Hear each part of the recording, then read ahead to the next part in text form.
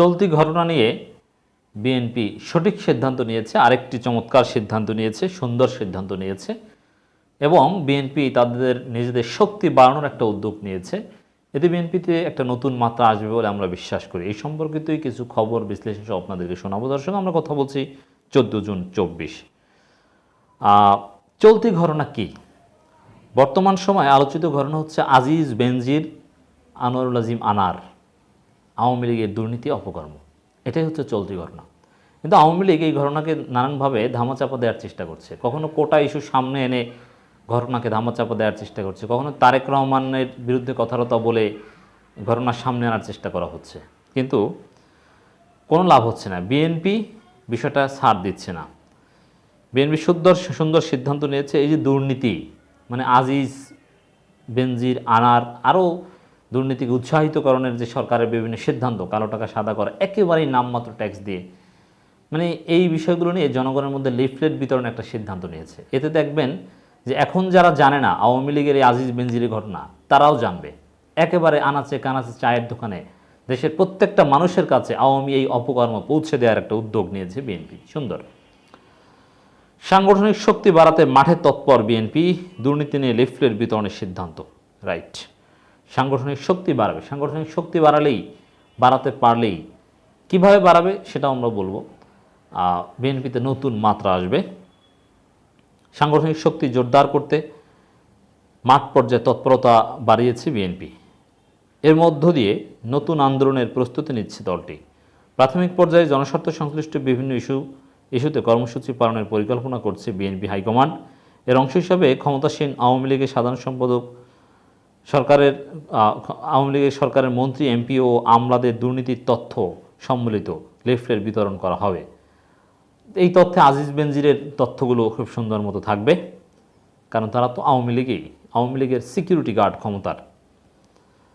পাশাপাশি ছাত্রদল, যুবদল, স্বেচ্ছাসেবক দল ও কৃষক দলের পক্ষ থেকে সারা দেশে তৃণমূল নেতাকর্মীদের সঙ্গে মতবিনিময় হচ্ছে বলে সংশ্লিষ্ট সূত্রে জানা গেছে। কাউন্সিল করতে হবে, কাউন্সিলের উদ্যোগ নেওয়া হচ্ছে, কিছুটা চলছে, তবে ইউনিয়ন পর্যায়ে পর্যন্ত এই কাউন্সিলগুলো যাচ্ছে না। ইউনিয়নে হচ্ছে মূল শক্তি, সেই পর্যন্ত ইউনিয়ন, ওয়ার্ড, ওই সব জায়গায় নতুন কমিটি দিতে হবে। এদিকে বিএনপির স্থায়ী কমিটির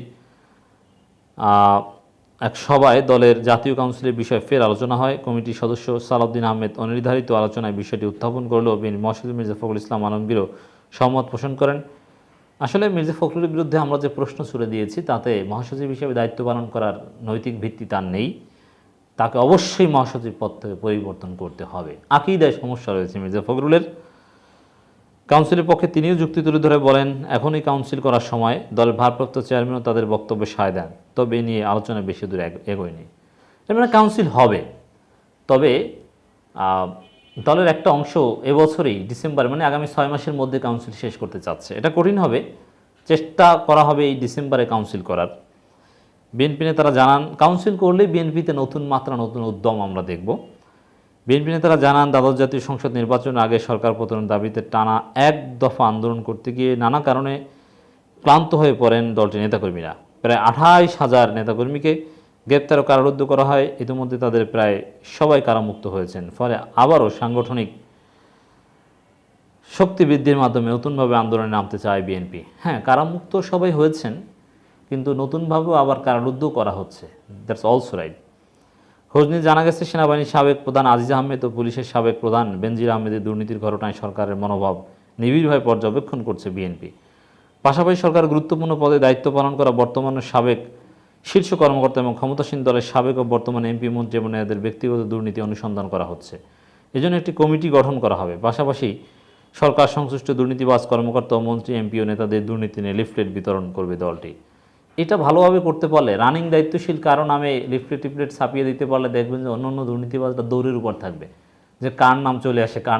তাই বিএনপি আওয়ামী লীগের মধ্যে এইসব উদ্যোগ নিয়ে বিএনপি একটা আতঙ্ক সৃষ্টি করতে পারে, কারণ ওরা চোরের মনে পুলিশ, এরা তো সবাই চোর।